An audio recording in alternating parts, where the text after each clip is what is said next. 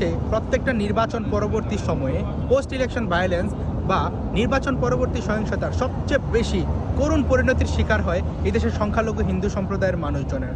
কারণ দেখেন, প্রত্যেকটা ইলেকশনে, সেটা হোক স্থানীয় বা জাতীয়, প্রতি ইলেকশনের পরবর্তী সময় আপনি যদি 10 থেকে 15 দিন বা 1 মাসে ডাটা অ্যানালাইসিস করবেন, সেখানে দেখতে পারবেন যে সবচেয়ে বেশি নিগ্রহের শিকার হয়েছে বাংলাদেশের সংখ্যালঘু হিন্দু সম্প্রদায়ের মানুষজন, শুধুমাত্র তাদের গণতান্ত্রিক অধিকার চর্চার কারণে। গণতন্ত্রে সবার মতাধিকার চর্চা করার অধিকার আছে, কিন্তু শুধুমাত্র বাংলাদেশে সংখ্যায় কম হওয়ার দরুন বাংলাদেশের হিন্দু সম্প্রদায়ের মানুষজনের গণতন্ত্র চর্চা বা গণতন্ত্রের কোনো অধিকার নাই। দেখেন, আপনি যদি 2001 সালের নির্বাচনের কথা চিন্তা করেন, সেখানে বিএনপি জামাতের জোট সন্ত্রাসীরা ভোলা উপজেলায় শত শত নারীকে ধর্ষণ করছে, শুধুমাত্র আওয়ামী লীগে ভোট দিছে এই অপবাদ তুইলা। আপনারা সেখানে সাতক্ষীরার পূর্ণিমা রানী শিলের কথা আপনারা জানেন। এবং 2001 সালে ক্রমাগত নির্যাতনের কারণে সেখানে হিন্দু হত্যা, হিন্দু গুম, সরাসরি সন্ত্রাসী হামলা, কিশোরীকে অপহরণ, এটা নিয়ে শাহরিয়ার কবিরের ডকুমেন্টারি আছে।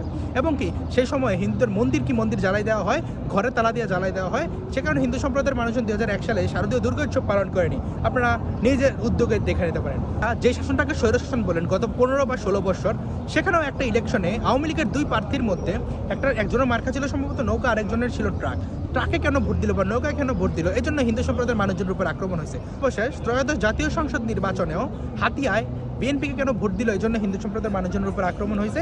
এবং আপনি অন্যদিকে দেখতে গেলে আরও একটা জায়গাও হিন্দু সম্প্রদায়ের মানুষজনের মানববন্ধন করা লাগছে। আমি সেটা নিয়ে ভিডিও বানাইছি, আমি সোর্স দেওয়া দিব। তো এই যে হিন্দু সম্প্রদায়ের মানুষজন শুধুমাত্র লাইফ থ্রেট নিয়ে ভোট দিতে চায়, গণতন্ত্র অধিকার চর্চা করতে চায়, তো তাদের দেশে কী লাভ হয়? আপনি দেখেন 2008 সালে আওয়ামী লীগের ম্যানিফেস্টোতে ছিল যে সংখ্যালঘু কমিশন, সংখ্যালঘু বান্ধব মন্ত্রণালয় এবং সংখ্যালঘু সুরক্ষা আইন প্রণয়ন করবে। কিন্তু শেখ হাসিনার 16 বছরের শাসনামলে দেশে 560টা মডেল মসজিদের বিপরীতে একটা মডেল মন্দির হয় নাই। সেই আওয়ামী লীগের ইস্তেহার তো দূর কি বাদ। আপনি দেখেন এই যে এইবার ইলেকশন, ত্রয়োদশ জাতীয় সংসদ নির্বাচনে বিএনপিকে ভরসা করে বাংলাদেশের হিন্দু সম্প্রদায়ের মানুষজন একদম ব্ল্যাঙ্ক চেকে ভোট দিচ্ছে। কিন্তু প্রথম অধিবেশনে বাংলাদেশের হিন্দু সম্প্রদায়ের মানুষজনকে নিয়ে কি কোনো ধরনের কথা হয়েছে? খুলনা একের আমির এজাজ খান, যেখানে তার উপজেলায় 2টি মডেল মসজিদ নির্মাণের কথা বলা হিন্দু সম্প্রদায়ের মানুষজন গ্রুপে তাকে মাথায় তুলে নাচতেছে, অথচ তাকে সবচেয়ে বেশি ভোট দিয়ে হিন্দু সম্প্রদায়ের মানুষজন সেখানে নির্বাচিত করছে। বাংলাদেশের হিন্দু সম্প্রদায়ের মানুষজনের রাজনৈতিক দূরদর্শিতা এতই কমে গেছে, ভোটের প্রেক্ষিতে যে তাদের জনগণের উন্নয়ন করতে হয় এই জিনিসটা ভুলে গেছে। তারা হিন্দু সম্প্রদায়ের জন্য কিছু করাকে নিজেরাই করুণার চোখে দেখে। কিন্তু আমির এজাজ খানকে তারা ভোট দিয়ে পাশ করে। হিন্দু সম্প্রদায়ের আসলে লাভ কি? বিএনপিকে ভোট দিলে আওয়ামী লীগ বলে রান্ডি, আওয়ামী লীগকে ভোট দিলে বিএনপি বলে মালাউন, জামায়াত বলে ভারতের এজেন্ট, কাফের। তো দরকার নাই তো এই যে লাইফ থ্রেট নিয়ে কেন বাংলাদেশের মানুষজন তাদেরকে ভোট দিবে? বাংলাদেশের হিন্দুদের রাজনৈতিক দৃষ্টিকোণ এমনিতেই নাই এবং দৃষ্টিকোণ অনেক ছোট। তারা শুধুমাত্র মন্দিরের কমিটি নিয়ে নিজেদের মাঝে মারামারি করবে এবং খিচুড়ি খাওয়া নিয়েও মারামারি করে, যেটা খুবই লজ্জাজনক। তো 2.5 থেকে মতান্তরে 3 কোটি হিন্দু জনসংখ্যার কোনো রিপ্রেজেন্টেশন জাতীয় সংসদে নাই। এর জন্য সবচেয়ে প্রয়োজনীয় পদক্ষেপ হলো পৃথক নির্বাচন ব্যবস্থা। পৃথক নির্বাচন ব্যবস্থা কি?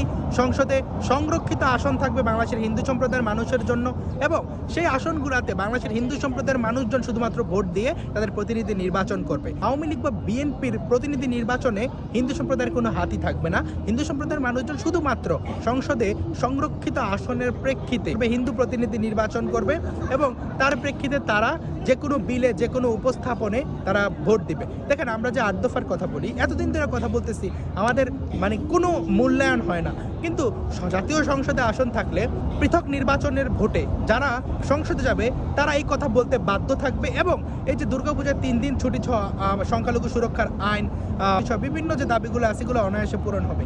এবং সবচেয়ে ইম্পর্টেন্ট কথা যেটা, পোস্ট ইলেকশন ভায়োলেন্সে হিন্দু সম্প্রদায়ের মানুষজন তেমন কোনো আক্রমণের শিকার হতে হবে না।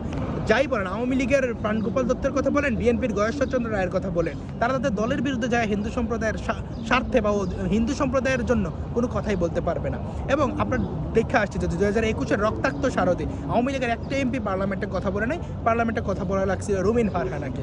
বর্তমান সংসদে তো একদম সংখ্যালঘু শুনছে। হিন্দু সম্প্রদায়ের ভবিষ্যৎ বিনির্মাণে সকল ধরনের অধিকার আদায়ে পৃথক নির্বাচন ব্যবস্থা একটা অতি গুরুত্বপূর্ণ পদক্ষেপ। আমি বাংলাদেশের সকল হিন্দু সম্প্রদায়ের মানুষজন, হিন্দু সংগঠনের নেতাদের আহ্বান জানাবো এই ব্যাপারে ঐক্যবদ্ধ পদক্ষেপ ও আন্দোলন গড়ে তোলার জন্য। শাসক পার্টি বা রুলিং পার্টি বিএনপির প্রতি অনুরোধ জানাবো, আপনারাও পূর্ববর্তী সময়ে বাংলাদেশের হিন্দু সম্প্রদায়ের জন্য সংসদে 30টা সংরক্ষিত আসনের কথা আপনারা বলছিলেন বা এই মতামতে বাংলাদেশের হিন্দু সংগঠনগুলোর সাথে এগ্রি করছিলেন। তো আমরা আশা করবো আপনারা ক্ষমতায় থাকাকালীন সময়ে হিন্দু সম্প্রদায় তাদের এই নির্বাচন পরবর্তী ভীতিকর অবস্থা বা নির্যাতনগুলো থেকে চিরতরে মুক্তি পাইতে পৃথক নির্বাচন ব্যবস্থা ইমপ্লিমেন্ট হবে। তো ধন্যবাদ সবাইকে। আপনারা যারা আমাদের গ্রুপে যুক্ত হতে চান, আমি ডেসক্রিপশনে বা কমেন্টে আমাদের গ্রুপের লিঙ্ক দেওয়া থাকবে, আপনারা সবাই যুক্ত হয়ে যাবেন। এবং আমি মনে করি যে এই সময়ে, এই শতাব্দীতে সংঘ শক্তি সবচেয়ে বড় শক্তি, এবং তার জন্য আপনারা সবাই গ্রুপে যুক্ত হতে পারেন। লিঙ্ক কমেন্ট বক্সে। ধন্যবাদ সবাইকে।